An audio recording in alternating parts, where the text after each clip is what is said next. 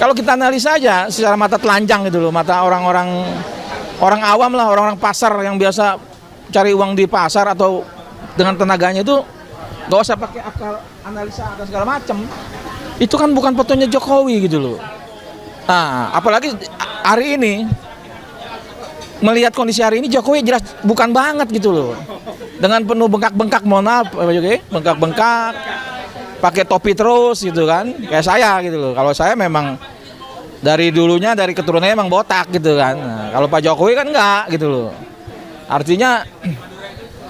Artinya kalau kita bicara jujur, Pak Jokowi berhentilah berbohong gitu loh.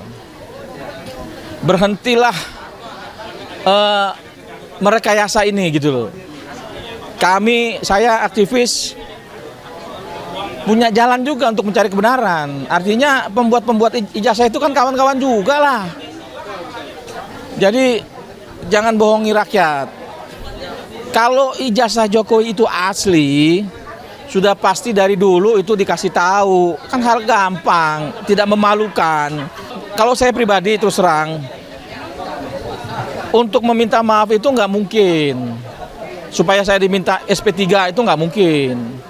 Justru SP3 itu bisa terjadi buat saya asal ada syaratnya. Syaratnya Jokowi harus meminta maaf dulu kepada seluruh rakyat Indonesia. Karena apa? Ijazah ini kan bukan milik Jokowi. Cuman dia mengaku-ngaku aja itu dia. Itu. Ada kan berita saudara, kalau kan tentu kan dekat lah ya sama Bang Egy kan ya. Dan bahkan Bang Rustam membawa kursi rodanya bila Bang Egy dukungan Bang Rustam. Dan ketika sebelum soan atau sesudah soan, adakah dia Bang Rustam atau WA? Sebelum soan ke sana UGM ya, ke rumah Jokowi ya. Sebelum soan malam itu kita rapat-rapat untuk menentukan siapa, dengan apa, bagaimana gitu loh. Ya biasalah, Bang Egy jadi ketua kan, mengatur sana, ngatur sini. Tapi yang membingungkan itu sampai hari ini saya bertanya-tanya, kenapa pada hari hanya Bang Egy nggak hadir. Nah, apalagi melihat kejadian seperti ini, saya malah mempertanyakan sekali, jangan-jangan ini ada sesuatu nih sebelum kita berangkat nih. Kan gitu, ya sesuatunya ya rakyat bisa menilai lah. Ya kalau Bang Egy selalu bilang buktikan, ya kalau buktikan ya buktikan aja dia dengan Allah lah. Kan begitu. Oke Bang, makasih Bang. Oke. Udah. Oke. Yang mana? Yang mana punya ibu yang mana? Punya ibu? Ininya mic-nya? Masih Bang Rustam. Oke, ya gimana? Mari. Nah, saya mau tanya kok, seberapa yakin Bang Rustam dengan foto yang ada di jasa Jokowi itu adalah foto Soekarno? Kalau saya kan berdasarkan analisanya Rosuryo. Cuman yang pasti itu kan foto bukan foto Jokowi. Bisa aja ini saya bilang lebih mirip fotonya anak buahnya Bang Refli Harun ini. Oh iya betul. Iya kan, dengan kacamatanya. Justru dia lebih mirip yang di ijazah itu. Tapi ini tidak mirip dengan Jokowi. Jadi setelah saya kaji kawan-kawan aktivis, bahkan kawan-kawan kita yang dulu relawan Jokowi itu gitu loh. Ini ada garis benang merahnya lah. Nah, itulah yang kita cari berdasarkan analisanya Rosuryo, Rismond dan Dr. Tifa dan TPUA sendiri yang memang dari awal itu tidak meyakini itu fotonya Jokowi. Ketika itu dinyatakan itu palsu oleh ahli-ahli ini, 3 ahli ini, saya malah berkeyakinan kalau memang palsu, artinya ini ada pembuatnya dong. Oh iya. Nah, inilah yang lagi kita kaji, kita cari siapa pembuatnya. Walaupun salah satu orang yang ikut membuat itu udah mengakui kepada saya gitu. Jadi saya tidak bisa bilang lagi itu asli, orang pelakunya mengakui kok. Dia bersama Eko Sulistyo, mantan KPUD Solo gitu loh. Cuman kan Eko ini kan nggak berani tampil gitu loh. Klarifikasi dong, biar kita pertemukan nama yang bicara sama orang-orang kawan-kawannya Eko dulu gitu loh. Nah artinya stop lah, polisi jangan mengembangkan ini seolah-olah ini identik, ini asli. Kasihan institusi Polri saya, dibayar oleh negara, dibayar oleh gajinya rakyat. Artinya seharusnya bekerja untuk kepentingan rakyat, untuk kebenaran, bukan untuk pembenaran kan gitu, untuk kebenaran gitu loh. Masalahnya hari ini kan kita lihat lah, kasihan juga Pak Listio Sigit lah. Saya rasa beban mental ini dia. Sebentar lagi juga pensiun 2027 ya. Kalau ini terjadi kesalahan yang fatal, artinya kedepannya itu apa nggak jadi pembicaraan publik. Ini sangat dampaknya luar biasa loh. Siapa yang waktu kasus itu, siapa Kapolrinya? Ya Pak Listio. Tapi kan orang rakyat melihat, kenapa Pak Listio seperti ini? Ya karena orang tahu lah siapa yang mengangkat Pak Listio itu. Ya Joko Widodo. Nah, inilah harus dipecahkan, maksud saya. Harus dibatasi antara pengabdian dengan apa jasa yang telah diberikan kan gitu. Kan polisi ini kan pengabdian terhadap rakyat. Jadi stoplah memain-mainkan institusi Polri untuk memanfaatkan situasi pemalsuan ijazah Jokowi ini gitu loh. Saya rasa Pak Prabowo juga tahu lah hal ini. Nggak mungkin nggak tahu lah. Pak Prabowo kan masih sehat, matanya masih normal. Lihat fotonya juga, mungkin Pak Prabowo ketawa-ketawa kali di dalam. Kira-kira seperti itulah. Bang Rustam, apakah ada tawaran restoratif justice terhadap klaster pertama ini? Oh ada dong. Kalau nilai dia nggak nawarin nilai, cuman tawarin untuk ini ke Solo, ke rumah Jokowi kan. Sampai tadi pagi sebelum berangkat ini aja masih di telepon dari semalam gitu loh. Ada tawaran itu? Ada tawaran untuk ke sana. Ya saya nggak tahu nih. Tawaran itu menguntungkan saya atau menguntungkan orang yang akan membawa saya kan gitu.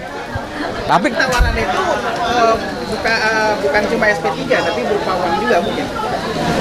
Kalau uang sih belum ngomong ya kan. Cuman SP3 lah soalkan begini Bang Rustam. Gua nggak penting lo mau SP3 atau enggak. Gua cuma mau membuktikan ijazah ini asli apa enggak kan gitu aja. Satu pertanyaan Bang. Ini ada rakyat rising Bang gitu. Antara Mulyono sama Dilmatko yang ijazah sama ijazah dokteran. Gimana tuh Bang? Seharusnya nggak usah bingung rakyat ini. Jadi gini, ini kan banyak masukan-masukan ya, yang orang-orang yang memang bantu kita bekerja di lapangan dari Solo sampai DKI sampai nasional.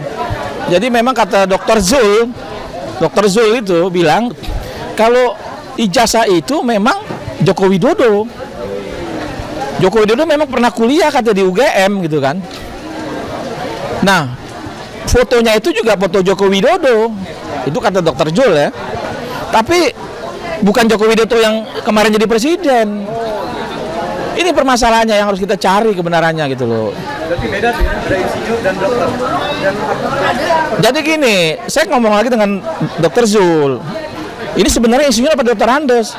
Dia bilang saat itu mah belum ada tercantum titelnya dokter Andes atau insinyur di jasa itu. Oh, tapi artinya saya pikir itu bisa-bisa aja mau jadi insinyur kayak, mau jadi dokter Andes kayak, mau jadi susah hidup kayak Esa gitu Mas. Siap. Ini ada semangat. Ini ada Mas Roy. Bagaimana tanggapan Mas Roy? Kasus ini. Kita doakan semua moga-moga hari ini Bang Rustam, Bu Kurnia dan juga Pak Rizal Fadilah lancar. Amin. Ya, kita menegakkan kebenaran. Amin. Jangan takut kepada kebatilan. Amin. Ya. Takbir. Yuk, Allahu terus. Akbar. Allahu Akbar. Ya. Alhamdulillah Mas Roy datang. Bedanya apa Bang? Bedanya namanya udah beda, mukanya beda. Jadi memang ini disiapkan untuk dibeda-bedain, semua orang jadi bingung. Tapi yang pasti itu bukan fotonya Jokowi. Siapapun orang itu. Oke Bang Rustam. Oke, gitu aja ya. Sementara Bang Roy. Assalamualaikum warahmatullahi wabarakatuh. Ya alhamdulillah hari ini kita sama-sama di sini. Kita hari ini adalah proses untuk pemeriksaan teman kita yang berada di klaster 1. Pejuang kita menyebutnya. Iya, ini pejuang-pejuang yang berada di klaster 1, klaster yang Istiqomah ada 2 yang gugur ya. Nah, iya, yang di klaster 1 ini sebenarnya ada 5 mestinya, tapi sudah 2 orang udah gugur terhormat atau tidak terhormat kita juga nggak tahu ya di sini ya. Dalam arti klaster 2 sudah diperiksa sebelumnya. Jadi seperti panggilan yang disampaikan oleh Polda hari ini tanggal 22 Januari 2026 kita akan mendampingi mereka ini. mereka ini dari tadi juga sudah ada di sini, sangat siap sekali untuk untuk datang untuk diperiksa di Polda Metro Jaya ini.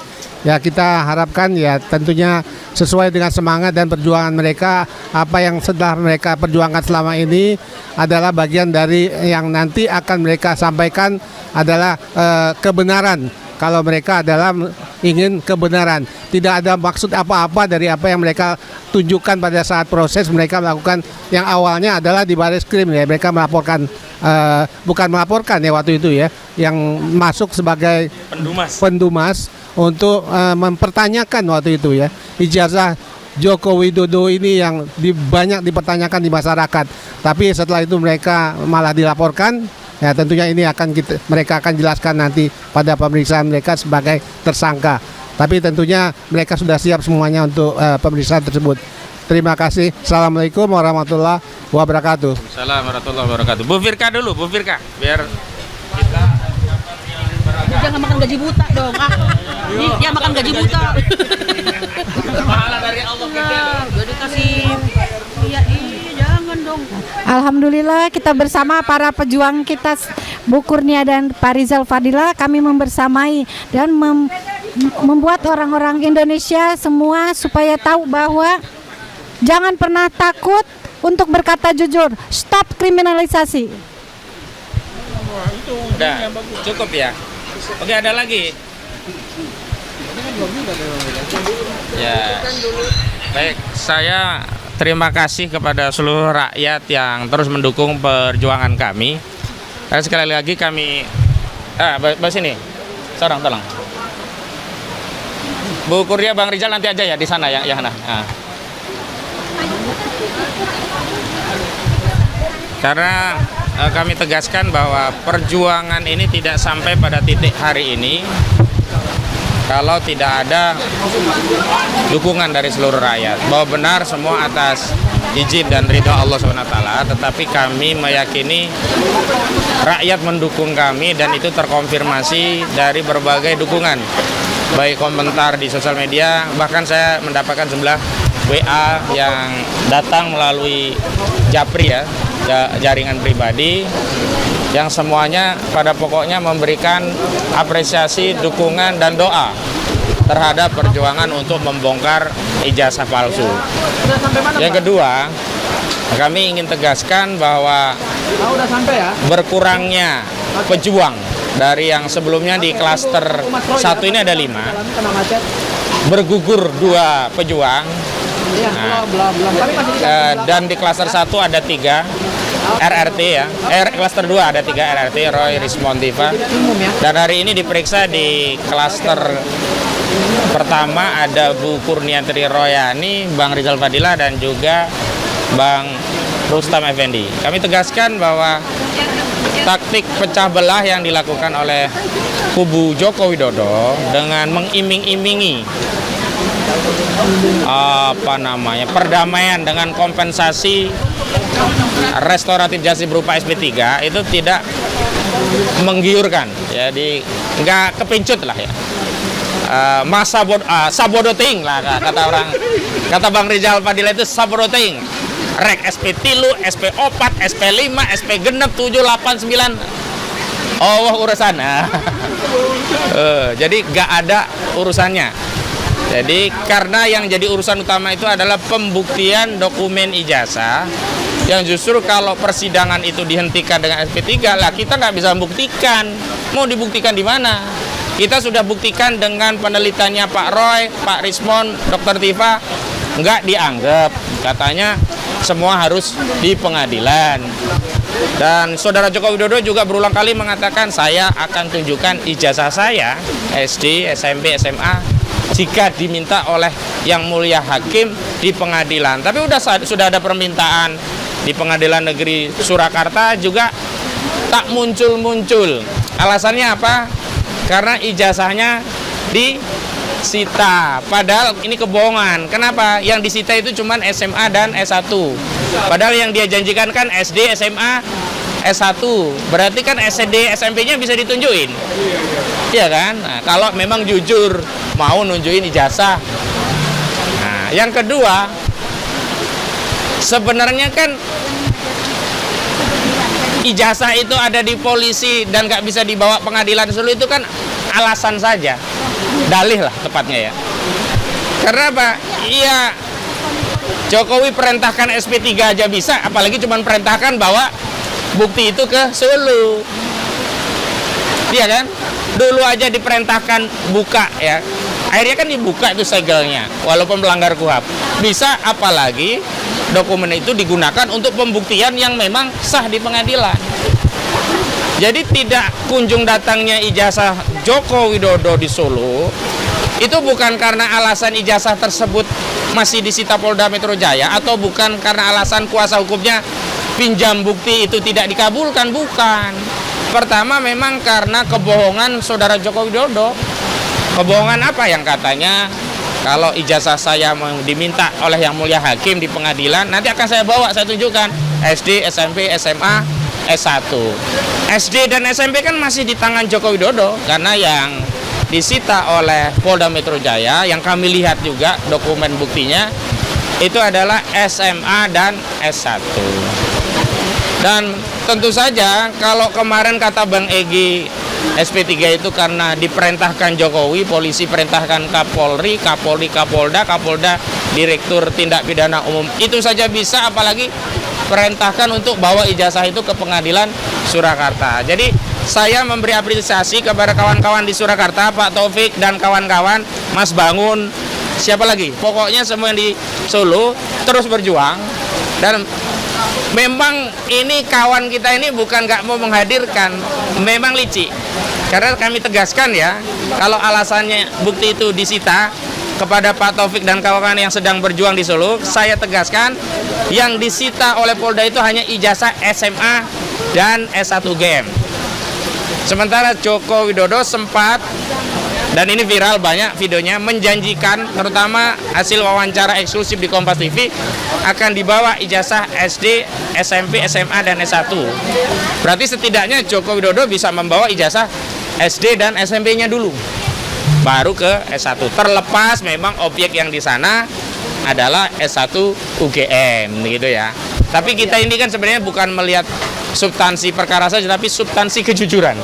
Nah, substansi kejujuran inilah yang saya kira tidak ada pada diri Joko Widodo, gitu. Dan selanjutnya apalagi ya? Soalnya saya tidak bicara banyak-banyak, dan untuk terkait sama hal nanti yang di sana nggak bisa, substansinya di sana. Iya, yang di sana harus fokus ke sana gitu. Dan hari ini alhamdulillah hadir dari berbagai elemen, ada ibu-ibu dari Aliansi Rakyat Menggugat ya. Lengkap sekali, ada Bu Desi, Bu Susi, dan anak komandannya Bu Menu ya. Juga ada aktivis-aktivis luar biasa, banyak sekali tetap hadir walaupun hujan, bukan rintik-rintik ini ya, hujannya deras sekali gitu. Iya, ada rombongan dari Bandung juga tertahan di jalan ya. Alhamdulillah sih tertahannya karena hujan, bukan oleh polisi ya. Gitu. Baik, itu saja dari saya. Adakah hal yang mau disampaikan yang lain? Silahkan. Aku udah habis mau nyampein apa ini? Udah kehabisan kata-kata saya. Bu Susi mau nyampein dukungan ya? Dukungan. Siap mendukung. Bu Susi aja. Siap mendukung. Dukungan untuk menjawab mengawal. Ini deketin. Karena suaranya geser.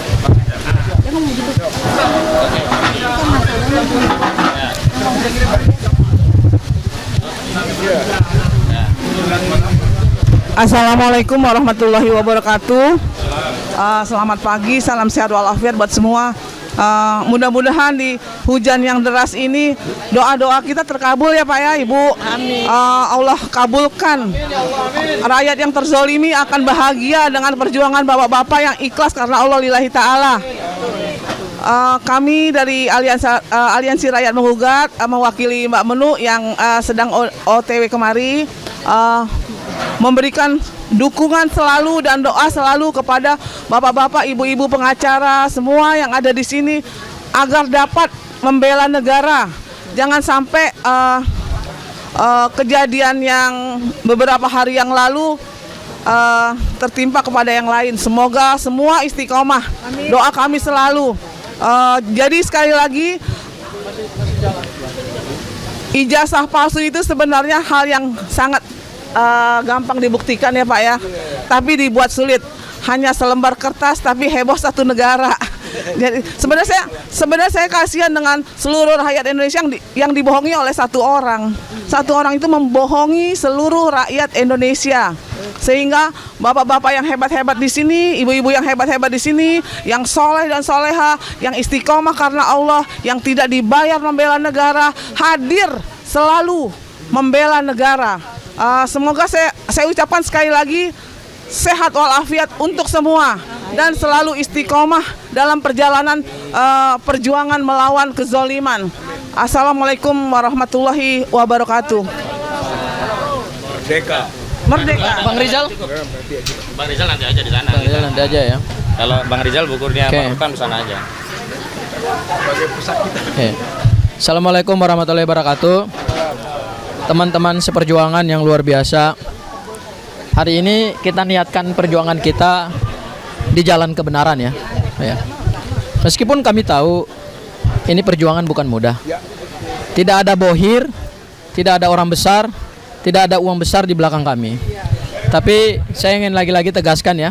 Ada Allah Subhanahu wa taala yang maha besar. Benar. Bersama kita. Kami punya dua kekuatan. Kekuatan ini kekuatan yang sungguh dahsyat dan besar. Yang pertama, kami tadi seperti yang disampaikan oleh Bang Kozinudin ya. Kami punya Allah. Dan dukungan rakyat ya. Kami punya Allah yang tahu mana yang benar dan mana yang batil. Tahu mana yang hak dan mana yang batil. Ya. Dan sebaik-baiknya kebenaran adalah kebenaran yang dimiliki oleh Allah. Sebaik-baiknya pengadilan dan sebaik-baiknya urusan hukum adalah yang dimiliki oleh Allah. Itu kami percaya pada itu. Dan yang kedua, kami punya doa dan dukungan rakyat Indonesia yang selalu memberikan dukungan dan doanya kepada kami, sehingga kami terus optimis, semangat untuk berjuang di jalan kebenaran ini.